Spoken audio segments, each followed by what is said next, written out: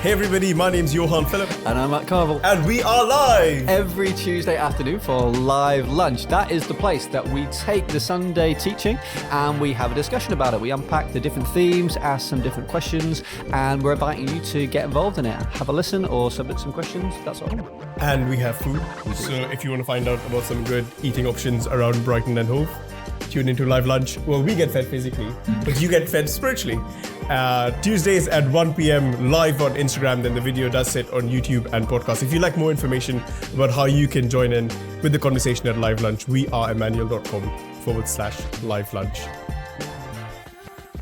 Hello, hi, and welcome to Live Lunch. I'm George. Joining me, as always, is Yohaan. I say as always like I've done it all the time, but I'm still quite new. And we've got the wonderful Stephen Dawson with us as well. We're going to talk about money and giving. We're in the middle of our gift campaign, Time to Build. If you were there with us on Sunday in one of our locations, that we did have a giving moment to do that, and you can still give even if you're inspired in this particular podcast, then you can still give by going to WeAreEmmanuel.com/gift to give. So we're in the Time to Build gift day. We do these 3 times a year on different things. And I thought we'd start by asking Stephen Dawson, who is the brains behind much of what we do in the church, but also with giving. Why do we do gift days, and why do we give to these specific things? Before Stephen jumps in, George, you've forgotten such an important thing. Yes. The food. Yes. The wonderful Jess Kaloki has promised us that the lunch for today will be an epic surprise that will blow our minds. They're Pokeballs. Pokeballs. Thanks, Jess. Not as in from like Pokemon. Oh, wow. It is healthy I stuff. had to say I requested healthy. That was my. Wow! Look at this, amazing. There we go. That is quite special. Sorry, Stephen. Oh, yeah. Yes. So let me ask you answer the question. So Yes. what's behind our thinking in terms of gift days? Well, as much as you're very kindly saying I'm the brains behind it, I'm actually just following on the footsteps of just wonderful elders and leaders who have been here for long before I was here, and actually before I was born, to be fair. And that sense of faithful kind of week in and week out giving to the mission that God has given us as a church to make disciples of those in Brighton and Hove and further afield. So that kind of sense of just want to teach people to be stewarding what they have each and every week or each and every month. But also knowing, we're seeing the Bible time again, there's Thanksgiving offerings, and there's offerings for particular things at various times, which the elders or the leaders of the people of God call people to do. And just for that, that's just kind of becomes a rhythm and a pattern that God's kind of had in us over the years. In fact, there's a really amazing prophetic word about it, being about the fact that this faith of this church has been kind of hammered out on an anvil of giving. Wow. And that's a really, really great word that, again, was preceded me. But that sense that actually part of our giving, it's not just about the money element, it's about the fact that we're meant to be a people of faith and growing faith. And this is one way that we do that, actually trusting God with our finances, time and time. So I think when I first arrived, there was 2 a year, there's now 3 a year. And they are they have a general theme, though it can just change from time to time. But one is about giving to the poor. That's just something very close to the heart of this church. How do we serve those who have less than us, and often helping with the works that we're involved in as a church, but often giving that money away to other projects in our city or further afield. We do one about church planting, so about being on mission outside of Brighton. And so back in the day, we used to give that to New Frontiers exclusively. Now, obviously, with having our own churches that we are planting involved in, we do that, as well as giving to New Frontiers. So both those things. And then we have another one, which is just often other things. And so it's often about investing in particular groups or particular ministries or particular opportunities that we have. And so that's the one we're in right now. So that is investing in people. So our youth work, our kids work, and training volunteers and leaders, and also investing in our buildings. And so each of the 3 buildings we have, and also looking at opportunities for the Shoreham site as well. How do you decide on these things? How do you decide on these things? It's a team effort. So like I said, I think we're coming in on the back of a pattern that's kind of been set. There's some principles around. We generally like them to be outside of our normal budget, and so they're kind of extraordinary things in that sense. And we like that often, particularly 2 of them, there's an aspect where it goes, as a church member, you're not going to feel any benefit of it apart from the joy of giving. And that's a nice aspect of it, since it's not just, Thank you. I guess one of the One of the questions that at least I have is where does your motivation to give come? Should we be just giving to the church, and even if you said 3 times a year we're going to go above and beyond and give, so we give to the church and we give to the elders, or should we be motivated by, well, I really care about investing in people and buildings, I really care about the most vulnerable in our cities, so I'm going to give to that. Would you say that there's a balance or a line? Yeah, I think there is. There's multiple things going on. I think rather than kind of pitting them against each other or putting them in a sense of priority, I think there's just a sense where, out of gratitude to God, we want to be constantly looking at our finances, looking at giving, even looking at our finances, thinking, is this got a grip on me? Is this an opportunity to kind of kill any sense of idolatry in my life? That kind of thing. But we should care where our money goes. And so finding a church where you can really trust the leadership about the way they use funds is really important. And as a church, we work very hard to be transparent. We have really wonderful trustees who exercise great scrutiny over where we spend money and raise money and all those kinds of things, as well as producing termly financial reports. I think another one coming out in the next couple of weeks, so people know what's been given, where it's being spent, that kind of thing. So in one sense, we do really want to care about where it goes, and I think it's right. I think it's helpful as well. Often when it comes to the above and beyond, like, where is this going? Why are we going above and beyond? So giving kind of people reasons around that. When it comes to actual motivation, though, I think if it's you're only giving because this one seems worthy of my giving this time. There's a slight miss there. It's saying actually no, I'm giving to you first and foremost, God, and this is just the vehicle in which I do it. Being generous on every occasion, and there would be a danger there if it was just I'm only giving if I'm happy about what it's going to. Partly because, for instance, this gift day is not the most exciting gift day in some sense. We're giving to getting the ground floor toilets done for us at the New England site. There's other things at different sites, but that's what I'm involved in, which is not particularly exciting. I'm not particularly excited about this. I think it's really exciting. Yeah, I just say, I'd be very surprised about the number of people who are punching the air that we're finally going to get them done. Yeah. But again, it could be about your personal preference rather than, which can be very individualistic. That would be very kind of the way our society would teach if you're happy, do it. There's a sense of no, as a community, this is what we're going for, and kind of being part of that. I love the idea of giving towards our buildings. James Foreman, when we filmed the Gift Day video, we were talking to him about his motivation for giving and just hearing the stuff that he's been involved with, and he's talked about the ground floor and the downstairs space in the Clarendon Centre being a space where, when the city comes in, it feels like a space that they are comfortable in, and they're a space that they can connect with and feel at home. Yeah. And it is true, like one of the things you evaluate a building by are the toilets, and if the toilet is not great, you are kind of put off from going back into the building. But I do appreciate. I mean, I'm grateful that you and the eldership care about those things, because I think they're important, and we do want to reach our city. We do want to invite our friends, our neighbours to church, and I don't. I feel embarrassed. I could feel embarrassed by the state. Come to a building, but please don't go to the toilets. And I think it's so key in creating a space in our buildings where our city feels welcome. I can't believe we spent this much time talking about toilets. Sorry. But I love you. Right. That's great. It's good. So you were talking about motivation in terms of this particular cause makes me want to give. This one doesn't, but the balance of, it's good to know where your money's going, but also giving is a good rhythm and a good part of being faithful to Christ. What do you think in terms of giving to get back? So a lot of the stories that we told in the video, that were told in the video, are stories of people giving generously and then saying, and in my bank account there was, and but someone came up and bought me the car. I think that was Talfay's story. It's like, these are incredible stories. Should we be giving to get back from God? Are we sowing a seed, to coin a phrase, that might grow into something wonderful for us? Or is that something that we shouldn't really be thinking about? There is a very, very clear biblical principle that is spelled out time and time again, that you reap what you sow. Okay, so we don't believe in karma, but we do believe there is a sense of reaping what you sow. And so he said, as you give generously, you'll get generously given back to you. And putting God first in your giving means that you have God's favour. That we just see it throughout the scriptures. And so, both Old and New Testament, that's a principle there.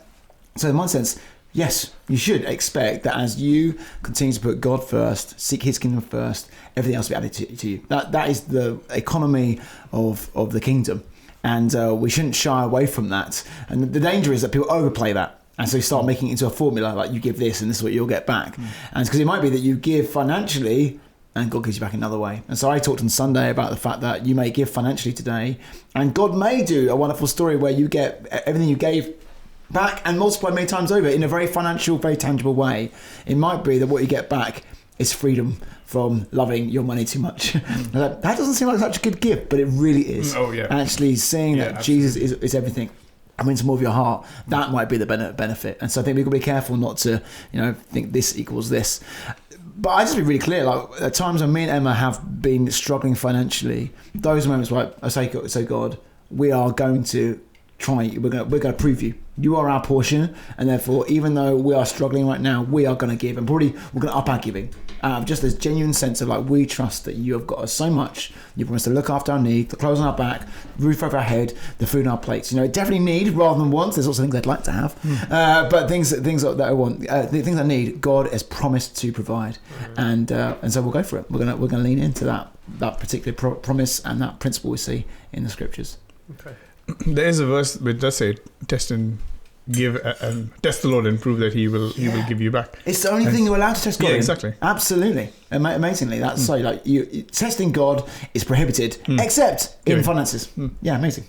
And even with the there's like the giving story in the Bible, which is the widow giving all that she had, and Jesus acknowledging it. But I guess in those moments when you give all that you have, so the Bible doesn't like shy away from saying give all that you have, because that story gets celebrated, is you are saying, well, God, if you don't provide, I'm in big trouble.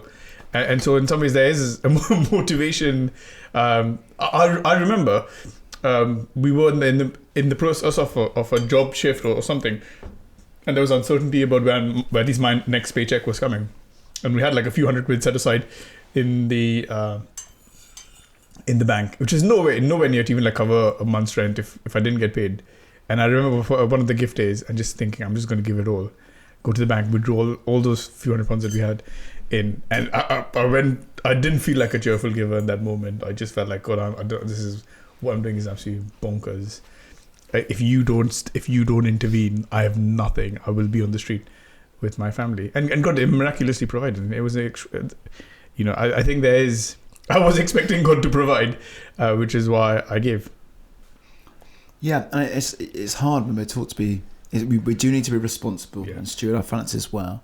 But you never have a gap. How can God ever fill it? Yeah. And it's like how do you do that? How do you live in such a way that you're putting yourself in God, in God's hands, particularly in this very, very tangible way? It's definitely worth looking at. Yeah. What would you say to someone, I guess, open to the room, who is navigating not having very much money at the moment, and so maybe feels like the story you referenced is a poor widow who comes and puts in her 2 small copper coins, and Jesus kind of honours her and says that she's put in more than all these people who come with their big sacks of cash, and actually because of her heart behind it, maybe people are feeling like that poor widow with 2 small coins. And what's the wisdom there in how we should approach giving in general and gift days when finances are tough, particularly at the moment with cost of living crisis and living in a very expensive city in Brighton as well. Everything costs more, drinks cost more, rent costs more, and we're going for another gift day. I guess how do we navigate that if we are struggling particularly with money at the moment? Yeah, there's a phrase in there that Jesus uses. He says she gave everything she had to live on. And the reality is all of us have something that we're living on, as it were. And so I think even if you are currently in big debt and big trouble financially, one, we want to help you. Come and talk to us. I want to pray, and we actually might be able to help you in all kinds of ways. Our food banks, people are good at helping people access help around bills and all kinds of those things. So make sure you access that kind of help. But should they stop giving? I would still say no. Because there's things you're going to live on this week that you could forego and give to God out of a sense of God, but I still trust you. Same as a family, there's been moments where we've not had a lot and not had a lot coming up to a gift day. I thought all we could do was just trim back our food budget. And instead of having cereal this week, it's just the cheapest white bread we can have, and that's just toast for the week. And there was no sense of grumbling in the house. Like, we're doing this because, we're having white toast with a bit of butter on this week for breakfast so that we can give it to the gift day this coming Sunday. So because we're just given a little bit of something we had to live on. So what is it you could go without this week to say, God, I'm going to continue to trust you? Obviously, some people, if they're totally on the breadline, totally things, at that point, it's just mercy. And with all these things, it's not like you should do it. I'm not saying that, if you're, whatever your situation on, you do have to find faith and pray. But I would just encourage you, again, that God's economy is, God, I'm going to trust you even with the little I have. And so, the widow gave everything. Should you give everything? Maybe. Is that what God's asking of you? As pastors, we're not saying that. We want to stand with you as you work out with God what have you decided in your heart to give. But generally, I'd say to people, there's maybe something you can give. And God's not after large amounts, he's after your heart. And what expresses some of your heart to God? How can you get creative? And I think encouraging in prayer, asking the Holy Spirit, how can I be creative? What you've given me? I've prayed this prayer a couple of times where I've said, God, we haven't got anything to give. But if anything comes in between now and the gift day, you can have it. Which has totally bitten me a couple of times because sometimes the little things come in. Oh, great, we have something to give. Sometimes I have received a lot. It's your inheritance. You're like, oh Lord, maybe I'll just give a portion. I was like, no, that's not what I said. Wow. I said, God, you can have it all, but with great joy, because God can do it again, and He does. He's given and given and given to us, and just taking those opportunities to give to Him. It's fun. I love what you said in the preacher on Sunday about how often we are teaching and pastoring people into thinking more corporately, thinking as a body of people or as families or as a church, and not reading the Bible just as like God's letter specifically to me, but understanding it in its context and then how it affects us. But it was so helpful just to go how personal this is. This is for you as an individual to have faith for. And so in one sense, there's all these values and things that we want to bring, we want to teach people, and we want people to grab a hold of, but also that sense of personal faith. Which does maybe start with a little bit. Starts with just one thing. I gave into a gift day once some money because I saved it up for a games console. And that is not the most inspiring giving story ever. Because the fact that I didn't then get a games console does not make me a hero. And some would say that was God's kindness to you. My wife in particular would say she's very grateful that didn't happen. But it did start a journey in me, and it did help me and start a rhythm of giving. And so I think it is about finding the where you're at in your faith in terms of giving. And whether it is I've got a note in my back pocket I didn't realise, okay, well I could give that today, whether I'm going about a coffee and then building up from there. I love that personal part of it, which is where we can sort of distance ourselves from maybe where Christianity has got it wrong in the past. So it's very forceful and very kind of, so actually this is ultimately between you and God, and you deciding in your heart. Yeah, absolutely. And I think it is that very personal thing. This is about you and Jesus. This is a very, in the same way when it's wonderful to sing corporately to Jesus, but you have got to open your own mouth and sing. And so this moment, it's like, okay, corporately we are giving, but you have actually got to open up your own wallet at this moment, and it's you saying, Jesus, what are you asking of me? Or Jesus, what can I give to you? And just again focusing upon Him. That's when are you giving to the thing? Ultimately, are you giving into the list of items that we're raising for? Or are you giving to Jesus? This is where it really hits the road. It's like, actually, no, this is about my relationship with Jesus and expressing my love to Him. This is very tangibly what this is. I love the Bible has a verse that says, "Do not give out of a sense of compulsion." And I think one of the accusations that gets brought before the church is you coerce people into giving, and you're after people's wallets and after people's money. But the Bible clearly says the opposite. It says not give out of a sense of compulsion. And I was in quite like a heated conversation with a friend about church and about how if you didn't give your money, the amount of money the money that you didn't give to the church every month, you could have done so much more with your money, and got like your football club membership or whatever. You can spend your money in other ways, and so the church in some ways forces you into giving, almost like sacrificing and denying yourself, which is such a countercultural message to our city and to our times. It's like, well, no, but I want to this. I could pay for this monthly thing, which should show where my heart was. But no, I value the church more, and I value what Jesus has done and is doing and is reaching. people, I value that more, which is why we give regularly. And I think it's such a good missional opportunity, an evangelistic opportunity to talk to people about church. Isn't just a thing I do, isn't just like a part of my life. It's where my heart is, because I'm giving money towards it. I am actually making it count. But I think it's we shouldn't discount that. So even in those, I can't get a coffee today, or I can't do this today. Why? Because I've given money towards this. Oh, great, could spark conversation. It's interesting with gift days. Often we're very aware of what we've given, and what you maybe could have spent it on. It's the monthly giving that I think about often. That I've started thinking about more often, because the money that goes out, I deliberately have on the first of the month. There's something in me. It's like, no, it's the first thing that goes out each month is my giving to the church, and. But because it just happens automatically, I almost don't even notice it. It's just another thing that happens. But occasionally on a Sunday, when it's we mentioned giving from the front, I just take a moment and think, oh my Lord, like what we gave away this month, or let me just add up what it was this last year that we gave to you, what I could have done with that money, Lord. And it's okay to count the cost. I'm not having an unspiritual moment at that point. I'm saying, hey God, just let you know, this is what we laid down. We could have done this with this money this year, but Jesus, I just wanted to say again, it's you that matters more. And it's absolutely okay to count the cost. It just wouldn't be those who minimise it. We'll say, no, actually, God, this was for you. And I take those moments in worship, we're singing it or whatever it is. Absolutely. Those things, yeah. And sorry, just put on your compulsion point. And that was the point. So we're preaching from 2 Corinthians chapter 9, verse 7, where it says, not to give, each person's to give what he's decided in his heart, not under compulsion or reluctantly, but God loves a cheerful giver. And absolutely, if you're feeling reluctant or you're feeling forced somehow by your church to give, the Bible's like, no, don't do that. Kenny McCush, who's one of the guys who has now planted a church into Belfast, having been here previously, he was at a church when he was younger, where they used to print out who would give him what each week.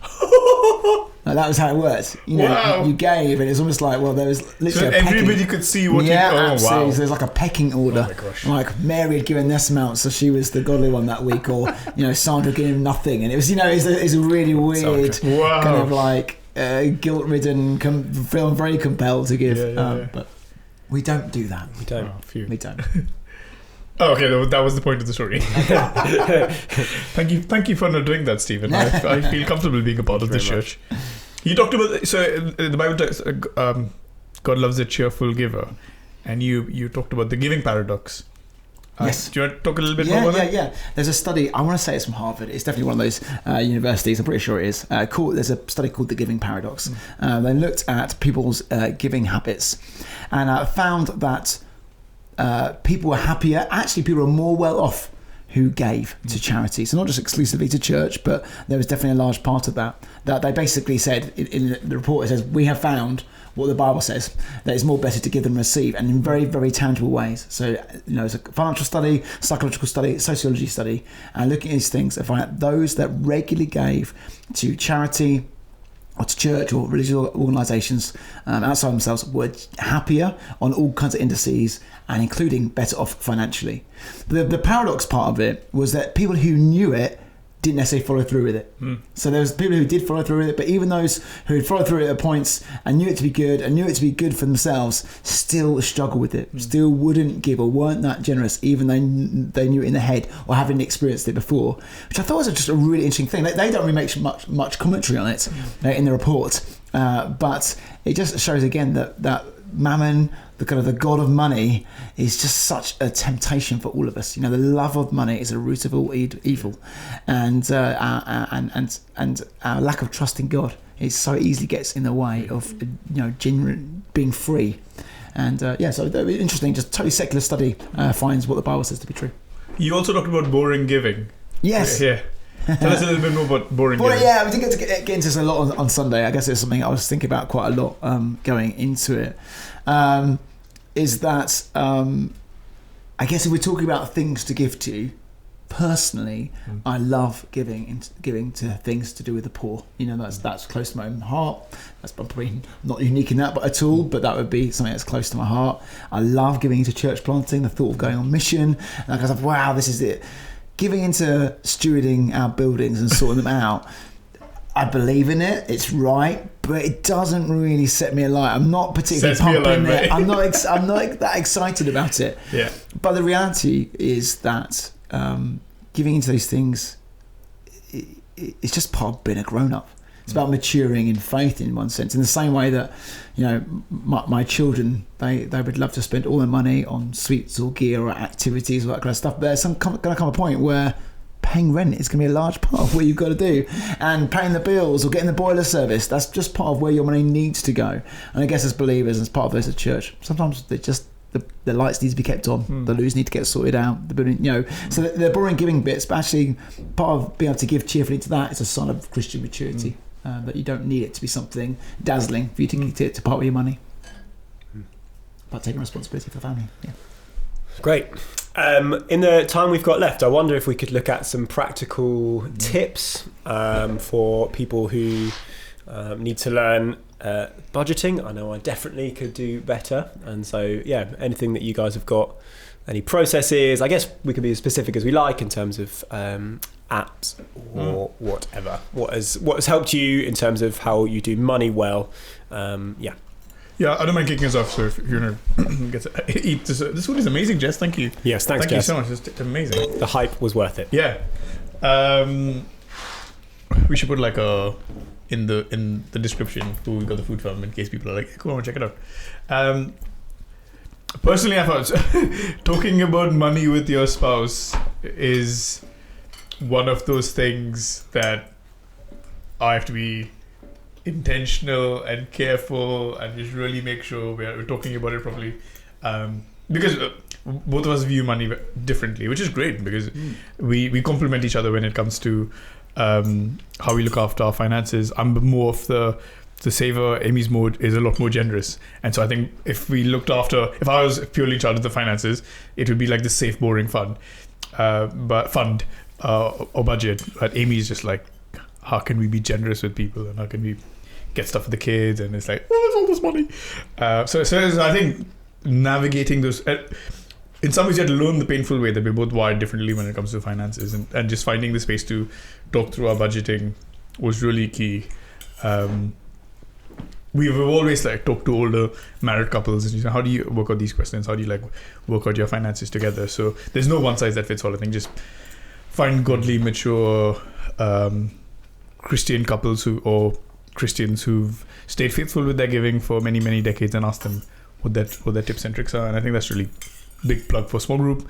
Small group is a good place to. There's a younger couple in our small group just talking about their finances, and by God's grace, we can share our wisdom with them. So again, community sharing finances is important. We both have a budgeting app which we share, and so we know exactly. I've got a spreadsheet with what our budgets are for the month. We factor in generosity, we factor in our giving, we factor in all of those things and make the numbers work. I didn't know who was talking about this recently, but they talked about when you budget in generosity, you are then just a more generous person. You can. I found that really key. I think just having a really good spreadsheet with all the numbers in place, and then tracking your money being really helpful. That would be my top tip.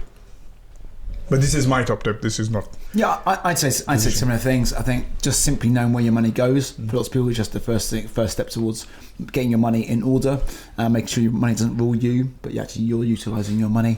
And I think setting goals as well. I think really helped by Steve Boone. He's one of the elders here who's done loads of research around money. I mean, we did our own Thrive Money course. We've not run for a few terms. Maybe something that comes back in terms to come. One of those things kind of. It's like a symptom of the pandemic. Some things went by the way, but it'd be great to get back to that because one part of it was about setting goals. Actually, this is where your money is. Big, hairy, audacious goals. Yeah, it's a big. But I think there's some just like actually, this is what your percentages. This is where they go. How can you begin to tell it to go somewhere else? Those kind of things. And then what are some of your goals? And me and Emma just found that so helpful in terms of working. Actually, where do we really want to spend our money? Are we happy with it there?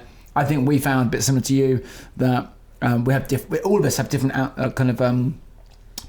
ideas and approaches to money, and just making room for that. So Emma she'd be much freer in terms of giving away to other people, And I think that's in my heart to be, but I know I'm living in the figures more. So one, I get her to live in the figures a bit more, but also we make space in it. Actually, we actually have got money, so we can be more generous in terms of giving away just to people, because it's great to give to the church, but actually we're called to be generous on all occasions to other church members, people we meet, people around us, and we want to be those who are just free with what we've got. Great. Any other quick tips and tricks before we finish off? I think we might be about there. I think the only other thing I would say is that schools don't really teach our children about how to use money, and so we, as parents, we have to take responsibility for that. There's loads of great stuff out there about how to teach your kids about money, and I would say get on it. Teach them, about debt and why it's bad. Teach them about how to save and get ahead of things. Is good to do, and just keep teaching the godly principles in that. There was another website that you recommended earlier. Was it Stewardship? I was thinking. I don't know how much they've got on there. About it, but I think just fine. Godly things. We talked about, who's the person you mentioned? Dave Ramsey. Dave Ramsey. That's right, Dave Ramsey. He's good. Total Money Maker over. I think he's got a book about how to teach children about how to save as well. Yeah, that's good. Dave Ramsey stuff is really good. Yeah. But I mean, we are part of a really big community. So if you are keen on like looking at your finances and getting some help with your finances, then please come and speak to even somebody from the pastoral team. I think they will be able to guide you to the right and appropriate people. There's some really financial gurus in our church who could maybe you can sometimes them, take them out for coffee and say, or you buy the coffee and say this will be a good £3 or £10 investment into learning some good financial practices. So there are lots of people. I think one of the key things is doing things within community. Yeah. So not feeling like you've got to sort this out by yourself. In some ways, it is really helpful because the Bible does say God loves a cheerful giver, and quite often, sometimes it can be hard to feel. I don't feel like a cheerful giver, so does God reject me? And the answer is absolutely not. And He welcomes you in, and He loves you, and He's generous with you. He gave His Son for you. So I think there's so much grace for us in our finances. But please, we want you to live in your financial freedom. So please come and talk to somebody about it, and we will trust that God will help you. Thanks so much, Stephen, for joining us. Thank you again, Jess, for the wonderful food. We'll see you next week. Bye.